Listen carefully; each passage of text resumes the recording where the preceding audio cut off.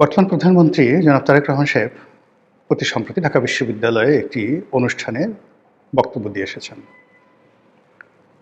এটি কোনো সার্বজনীন অনুষ্ঠান ছিল না। না ছাত্রদলের কোনো প্রোগ্রাম, না বিশ্ববিদ্যালয় কর্তৃপক্ষের ঠিক ওইরকম কোনো প্রোগ্রাম বা সার্বজনীনভাবে তাকে বরণ করে নেওয়ার মতো যে একটা অবস্থা, ওটা হয়নি। আংশিক একটা অনুষ্ঠান হয়েছে। সেখানে তিনি কিছু হৃদয়গ্রাহী বক্তব্য দিয়েছেন। তার শিক্ষামন্ত্রী ছিল এবং ছাত্রদলের যারা নেতৃবৃন্দ ছিল। এই বিষয়গুলো নিয়ে আলোচনা করব। এই ভ্রমণটি আমি প্রথমে বলে নিই, এটি সর্বাঙ্গীন সুন্দর হয়নি এবং এটির যে প্রতিক্রিয়া আগামী রাজনীতিতে নেতিবাচক হবে এবং এতে করে প্রধানমন্ত্রীর যে সম্মান মর্যাদা বাড়েনি।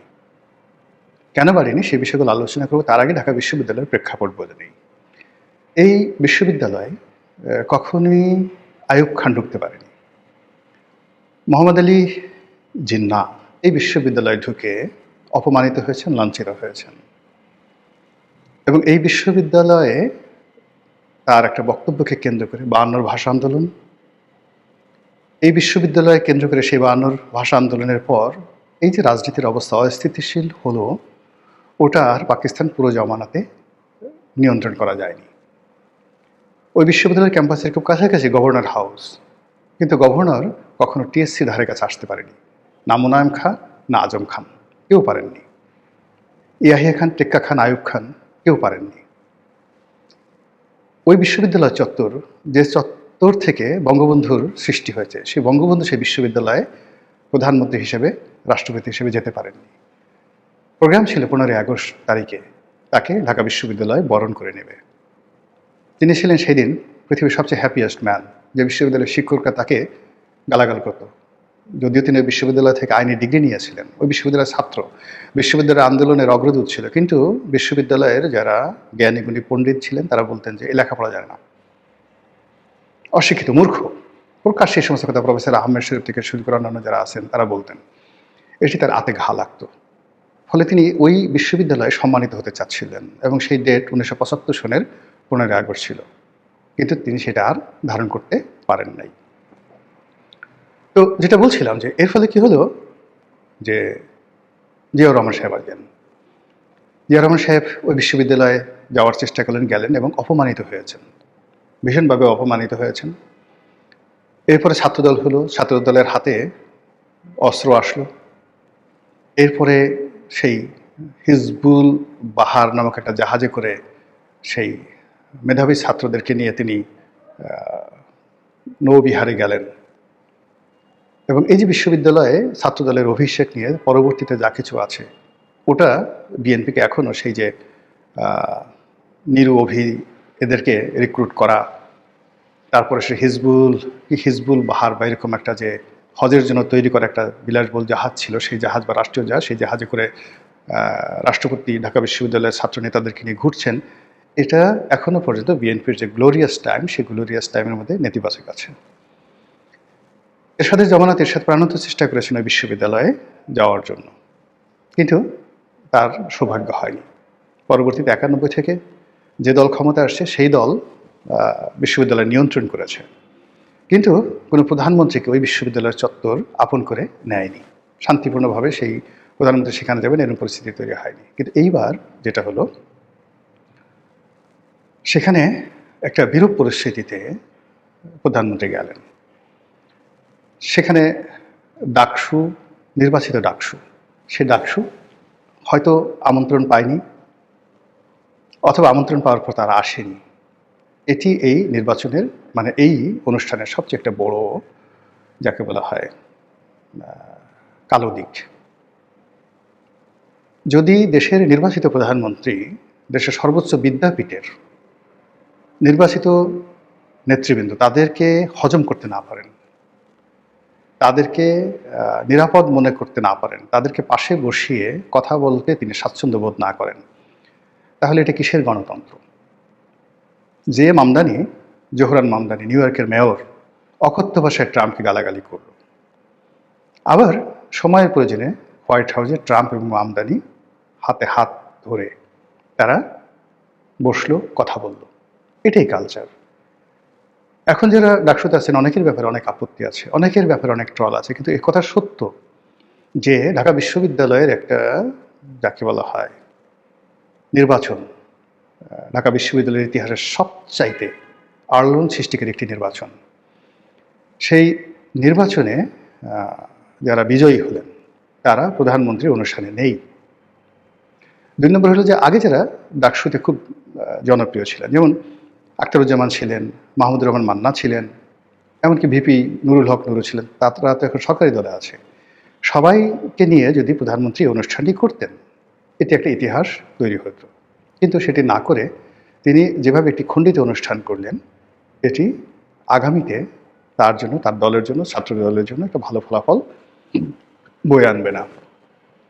দ্বিতীয়ত হলো যেখানে ক্লেম করা হচ্ছে যে তিনি ঢাকা বিশ্ববিদ্যালয়ের ছাত্র ছিলেন, কিন্তু তিনি ঢাকা বিশ্ববিদ্যালয়ে ভর্তি হয়েছিলেন ভর্তি পরীক্ষা না দিয়ে। এখানে মোটামুটি বেগম খালেদা জিয়ার অনুরোধে তৎকালীন বিশ্ববিদ্যালয় প্রশাসন বিশেষ সম্মানে মর্যাদায় জনাব তারেক রহমান সাহেবকে ভর্তি করানো হয়েছিল। তিনি অন্য সাধারণ মানুষের মতো ভর্তি পরীক্ষা দিয়ে এখানে ভর্তি হননি। ২ নম্বর হলে তিনি এখানে ক্লাসে নিয়মিত অন্য ছাত্রের মতো ক্লাস করেছেন, পরীক্ষা দিয়েছেন, এরকম কোনো নজির নেই। ওই বিশ্ববিদ্যালয়ে তার সঙ্গে যারা পড়েছেন কেউ বলতে পারবে না যে এই ক্লাসে আমি আর প্রধানমন্ত্রী পাশাপাশি বসেছি, এরকম কোনো লোক নাই। তবে হ্যাঁ, তিনি ভর্তি হয়েছিলেন ঢাকা বিশ্ববিদ্যালয়ে যে ডিপার্টমেন্টে ভর্তি হয়েছিলেন, সেই ডিপার্টমেন্টে তার ২-৪ জন বন্ধুবান্ধব যদি থাকতো, তারা যদি সেই অনুষ্ঠানে স্মৃতিচারণ করতেন যে না ঠিক আছে উনি ভর্তি হয়েছিলেন, ক্লাস করেননি বা একদিন ক্লাস করেছেন, আমার পাশে বসেছিলেন, আজ তিনি প্রধানমন্ত্রী হয়েছেন, আমি খুব গর্বিত, এটা আরও সর্বাঙ্গীন সুন্দর হতো। কিন্তু যখনই কিছু ছেলে, কিছু মেয়ে, কিছু ছাত্র, কিছু ছাত্রী, যেমন রাস্তায় দেখা যাচ্ছে যে তারেক রহমান সাহেব যাচ্ছেন, কিছু একেবারে বালক বালিকা, তারা তারেক রহমান বলে স্লোগান করছে, দেখেই মনে হচ্ছে এটা একটা সাজানো। ঢাকা বিশ্ববিদ্যালয়ের কিছু ছেলে মেয়ে তারা তারেক রহমান সাহেবকে মনে করছেন আমাদের ভাই, আমাদের সতীর্থ, দেখেই মনে হচ্ছে একটা সাজানো জিনিস। এই জিনিসগুলো ভালো হয়নি। আর এটা আসলে উনি যাকে বলা হয় এত বিপুল ভোট পেয়ে, বিপুল সংখ্যাগরিষ্ঠতা নিয়ে মাত্র ৭০ দিন হলো ক্ষমতায় এসেছেন, তার কেন এই অল্প সময়ের মধ্যে ঢাকা বিশ্ববিদ্যালয়ে এই সময়টাতে এভাবে যেতে হবে? পুরো বিশ্ববিদ্যালয়ে তিনি যাবেন, পুরো বিশ্ববিদ্যালয়ে এটা হবে একটা যাকে বলে গণসংবর্ধনা। বিশ্ববিদ্যালয়ে খেলার মাঠে তাকে সংবর্ধনা দেওয়া হবে। এটা একটা যাকে বলা হয় বিশ্ববিদ্যালয়ের সিনেট একটা সিদ্ধান্ত নেবে। সিনেটের এখানে যাকে বলা হয় বিশ্ববিদ্যালয়ের যে কত সুন্দর সুন্দর প্রোগ্রাম আছে, এমনকি বিশ্ববিদ্যালয়ে তাকে ডক্টরেট ডিগ্রিও দিতে পারত, কোনো সমস্যা ছিল না, ডাকসু তাদের সঙ্গে থাকতে পারতো। এটা এত সুন্দরভাবে সেলিব্রেট করা যেত, সেই সেলিব্রেশন না করে আমরা কেবলই মাত্র একজন নির্বাচিত প্রধানমন্ত্রীকে সেখানে নিয়ে গেলাম। এখন প্রধানমন্ত্রী আগে একটা কথা উনি বলেছেন, আমি কথাগুলো মানে পার্সোনালি মানে কাউকে বলা বা ছোট করা বড় করার জন্য নয়। প্রধানমন্ত্রী হলেন একটা ইনস্টিটিউশন, অনেকগুলো মানুষের কম্বিনেশন একজন প্রধানমন্ত্রী। তার ভাষণ লেখার জন্য বহু মানুষ আছে, তার খাদ্য তালিকা পরীক্ষা করার জন্য বহু মানুষ আছে, আরও অনেক কিছু আছে। তো এই জিনিসগুলো আমাদেরকে লক্ষ্য করতে হবে, এই জিনিসগুলো আমাদেরকে লক্ষ্য করতে হবে, এবং যাতে করে আমরা মানে যারা প্রধানমন্ত্রীর আশেপাশে আছি এমন কোনো কাজ করব না যাতে করে প্রধানমন্ত্রীর ইমেজ ক্ষুণ্ণ হয়। প্রধানমন্ত্রীকে বাংলাদেশে আনার আগে তার মা খুব অসুস্থ ছিলেন, সারা দেশ যখন সিসি করছিল যে একই ধরনের সন্তান, এখন তো তার দেশে আসার কোনো সমস্যা নেই। তারপর তার মা অসুস্থ, হাসপাতালে মৃত্যুশয্যায় মানে নিয়ে সারা বাংলাদেশ সেটা নিয়ে কিন্তু সিসি হয়েছিল। তখন তিনি কিন্তু একটা সত্য কথা বলেছিলেন যে বাংলাদেশে আসাটা তার একক সিদ্ধান্তের বিষয় নয়। তার এই সত্য ভাষণ বেশিরভাগ মানুষ পছন্দ করেছিল, অনেকে সমালোচনা করেছিল, কিন্তু বেশিরভাগ মানুষ মনে করেছিল যে এটাই বাস্তবতা। আবার তিনি যখন এলেন তখন সবাই ধরে নিল যে তার পথের বাধাগুলো দূর হয়ে গেছে। আবার তিনি এখন যে রাজপথ দিয়ে যাচ্ছেন, তিনি গাড়ি চালাচ্ছেন, তিনি পথের দুপাশে তাকে যে অভ্যর্থনা জানানোর জন্য দাঁড়াচ্ছেন, পথের মাঝে তাকে গাড়ি থামিয়ে তাকে গাড়ি থেকে নামতে বাধ্য করা হচ্ছে, অনেকের সঙ্গে তিনি সেলফি তুলছেন, অনেক শিশুর আবদার তিনি নিচ্ছেন। এই জিনিসগুলো একজন প্রধানমন্ত্রীর জন্য, একজন তারেক রহমানের জন্য, বিএনপির জন্য কতটা লাভজনক, অথবা এটি আসলে আদৌ দরকার আছে কিনা, বা এই জিনিসগুলো সঠিক কিনা, এই বিষয়গুলো কিন্তু যাকে বলা হয় আমাদের মাথায় রাখতে হবে। খুব যাকে বলে দুঃখ ভারাক্রান্ত, কিন্তু আমাদের ক্ষমতার চেয়ারটা কিন্তু ভালো নয়। আমাদের দেশের প্রথম রাষ্ট্রপতি, প্রথম প্রধানমন্ত্রী বা প্রধানমন্ত্রীর পদে যারা আছেন, প্রথম থেকে আপনি চিন্তা করেন, খন্দকার মোশতাক, তাজউদ্দিন আহমদ, বঙ্গবন্ধু শেখ মুজিবুর রহমান, কারো স্বাভাবিক মৃত্যু হয়নি।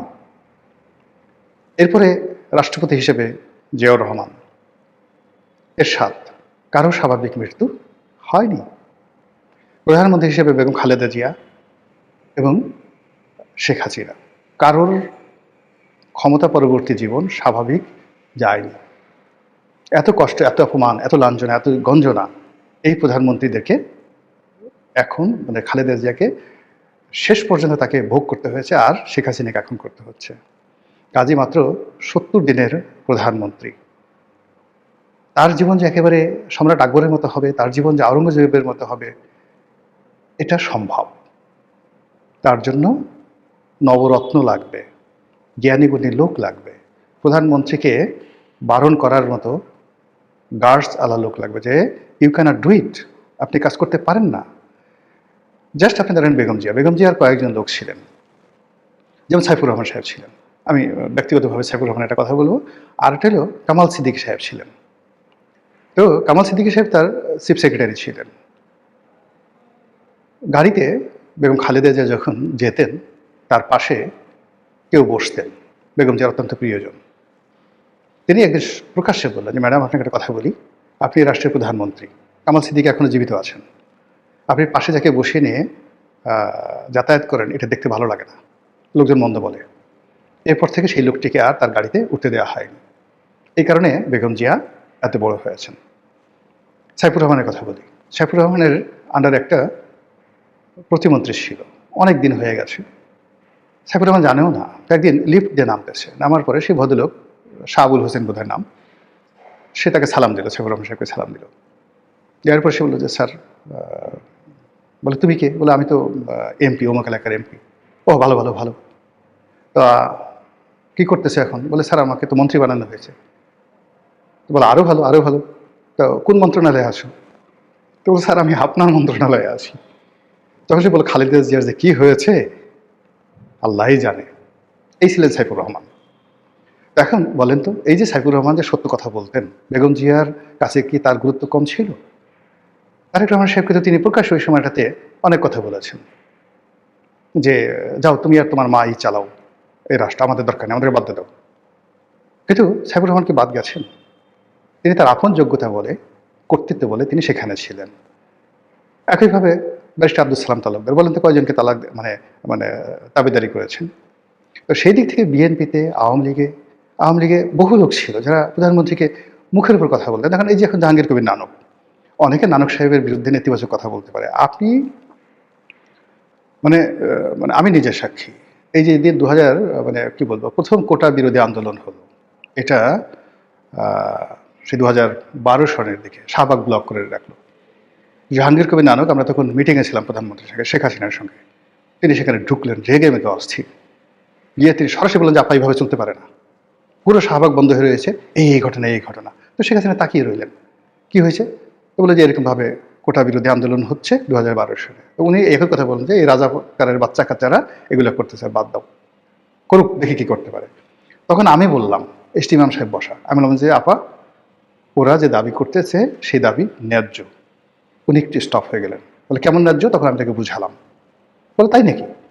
ইমামকে জিজ্ঞাসা করলেন। অর্থাৎ প্রথমে যে দাবিটা এসেছিল, আন্দোলনটা শুরু হলো যে কোটা, বিসিএসের যে কোটা, সেই কোটাটা প্রিলিমিনারি থেকে হবে। আমি বললাম যে, আপা রিটেন থেকে কোটা হোক সেটা আলাদা কথা, সেটা না, প্রিলিমিনারি থেকে যদি কোটা হয় এখানে কোনো মেধাই থাকতেছে না। এটা প্রধানমন্ত্রী জানতেন না। সঙ্গে সঙ্গে তিনি ইমামকে ধমক দিলেন এবং বলে, ওদের দাবি মেনে নাও, 1 মিনিটে সলভ। তো সেদিন যদি সেই জাহাঙ্গীর কবির নানক ওইভাবে না বলতেন, আর আমি ওখানে আমার মতো একজন ইয়াং এমপি যদি ওইভাবে প্রধানমন্ত্রীকে না বলতাম, তাহলে ইতিহাস ভিন্ন হতে পারত। এই যে ডক্টর মোহাম্মদ ইউনূস, ডক্টর মোহাম্মদ ইউনূসকে আমি বলছি, আপনি এই বিষয়টা নিষ্পত্তি করে ফেলেন না, নিষ্পত্তি করে ফেলেন।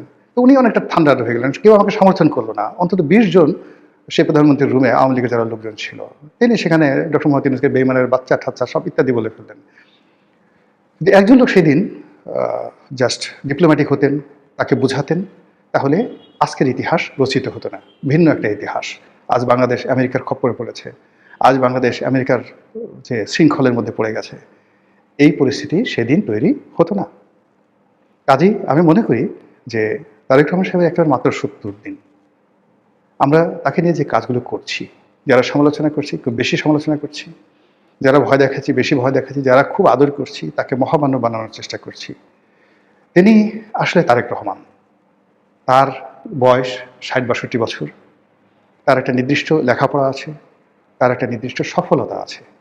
তিনি ব্যবসা করার চেষ্টা করেছিলেন, লঞ্চ ব্যবসা করার চেষ্টা করেছিলেন।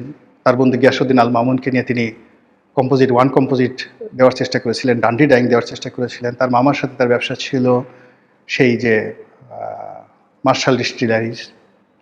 এই ব্যবসাগুলো লাভজনক ছিল? তিনি সফল হয়েছিলেন না ব্যর্থ হয়েছিলেন? তিনি একজন ছাত্র ছিলেন, তিনি কেমন ছাত্র ছিলেন? এই বিষয়গুলো নিয়ে আপনি আসলে, এগুলো ইতিহাস তো। আপনি রাতারাতি যদি একজন লোককে বলেন যে এই লোক জেফ বেজোস, এই লোক ইলন মাস্কের মতো, মানে যাকে বলা হয় সফল, এই মানুষ যাকে বলা হয় সেই বিশ্বের সবচেয়ে সেরা ধনী যে এখন আছেন, একসময় ছিলেন যেটা মাইক্রোসফটের বিল গেটস, তারেক রহমানকে যদি বলা হয় যে বিল গেটসের মতো সফল, তাহলে সবাই বলবে তাহলে ডান্ডি ডাইংয়ের খবর কি, সেখানকার লোনগুলোর খবর কি, সোনালী ব্যাংকে কত টাকা ঋণ ছিল। যে লোক একটা প্রজেক্ট চালাতে পারে না, রাষ্ট্রের ক্ষমতায় থেকে যে লোক একটা প্রজেক্ট চালাতে পারে না, সে রাষ্ট্র চালাবে কী করে? মানুষের মুখগুলো আপনি বন্ধ করবেন কীভাবে? ঢাকা বিশ্ববিদ্যালয়ে গিয়ে আপনি তাকে মানে সমাবর্তী অনুষ্ঠান, যেমন দেখা গেল যে স্টিভ জবস, তিনি স্ট্যানফোর্ডের বিশ্বের অন্যতম শ্রেষ্ঠ ইউনিভার্সিটি স্ট্যানফোর্ডের ড্রপ আউট ছিলেন তারেক রহমান সাহেবের মতো। ওখান থেকে তার এক সময় মনে হলো যে লেখাপড়া করে কোনো লাভ হবে না, ড্রপ আউট। তো সেই স্ট্যানফোর্ড তাকে সেই একটা অনুষ্ঠানের সমাবর্তন অনুষ্ঠানে থেকে চিফ গেস্ট করলো। এখনও সেটা viral, one of the best speech. তো সেই ক্ষেত্রে স্টিভ জবস, যিনি যাকে বলা হয় অ্যাপেলের প্রতিষ্ঠাতা, তো তিনি কথা বলতে পারেন বিকজ তিনি অ্যাপেলের মতো একটা জিনিস প্রতিষ্ঠা করেছেন। মাইক্রোসফটের প্রতিষ্ঠাতা যিনি এই বিল গেটস, তিনিও ইউনিভার্সিটির ড্রপ আউট, কিন্তু তিনি বলতে পারেন তিনি সফল হয়েছেন, তিনি সফল হয়েছেন। এখন তারেক রহমান সাহেবকে আপনারা যে গ্লোরিফাই করবেন, তার আগে এই জায়গাটাতে দেখেন যে he was the best, he was the best player, he was the best student, he was the best businessman, he was the best politician. এই জিনিসগুলোতে আপনি যতক্ষণ না পর্যন্ত ইতিহাস রচনা করতে না পারবেন, ততক্ষণ পর্যন্ত তো ইতিহাসের কিংবদন্তি কাউকে বানাতে পারবেন না। জিয়াউর রহমানকে পেরেছেন, এর কারণে জিয়াউর রহমান সেনাবাহিনীর প্রধান ছিলেন, উপপ্রধান ছিলেন। পেরেছেন তিনি মুক্তিযুদ্ধে এত সেক্টর কমান্ডার ছিলেন, কারো মুখ দিয়ে তো স্বাধীনতার ঘোষণা বের হয়নি, তিনি পেরেছেন। দেশ যখন ক্রান্তিকালে পড়ে যাচ্ছে, মরে যাচ্ছে, তিনি সেখানে সেই ৭ই নভেম্বরের নেতৃত্বে গিয়ে এসেছিলেন সাহস করে। তিনি এগুতে নাও পারতেন, কিন্তু এখন জেনারেল ওয়াকারের মতো, জেনারেল আজিজের মতো বসে পায়ের উপর বসে বসে থাকতে পারতেন। তো জেনারেল আজিজ বলেন, জেনারেল ওয়াকার বলেন, আইকেবি, ইকবাল করিম ভূঁইয়া, ক্ষমতা এদের পায়ের কাছে তো গড়াগড়ি করছে। সেনাবাহিনীর অনেক লোক এদের হাতে পায়ে ধরছে, কিন্তু এদের সাহস হয়নি। কিন্তু জিয়াউর রহমানের তো সাহস হয়েছিল, এই জন্য সে কিংবদন্তি। এরপর তিনি রাষ্ট্র ক্ষমতা, মাত্র ৩.৫ বছরের রাষ্ট্র ক্ষমতা, সব কিছু কোর্স অফ অ্যাকশন চেঞ্জ করে দিয়েছেন, ফলে ইতিহাস তাকে স্মরণ করছে। আগে তারেক রহমানকে কিংবদন্তি বানান, তার অতীতের কোনো কিছু জিনিস নিয়ে তাকে কিংবদন্তি বানাতে পারবে না, কিংবদন্তি বানাতে পারবে না। এখন আজকে থেকে তিনি ক্ষমতায় গ্রহণ করেছেন, আজকে থেকে তিনি ভালো যে কাজগুলো করবেন সেটাকে দিয়ে আপনি তাকে কিংবদন্তি বানাতে পারবেন। নাটক দিয়ে, সিনেমা দিয়ে আপনি কখনো তাকে বানাতে পারবেন না। তো সেই অর্থে এই যে ঢাকা বিশ্ববিদ্যালয়ের এই জিনিসটি, এটা আমি একটা ডিসেন্ট, মানে যাকে বলে ভার্বাল নোট দিয়ে রাখলাম যে আগামীতে এই জিনিসটি বিএনপির জন্য ভালো ফলাফল বয়ে আনবে না।